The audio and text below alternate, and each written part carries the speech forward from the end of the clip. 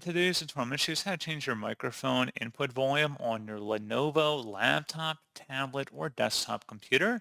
So this should hopefully be a pretty straightforward process here, guys. And without further ado, let's go ahead and jump straight into it.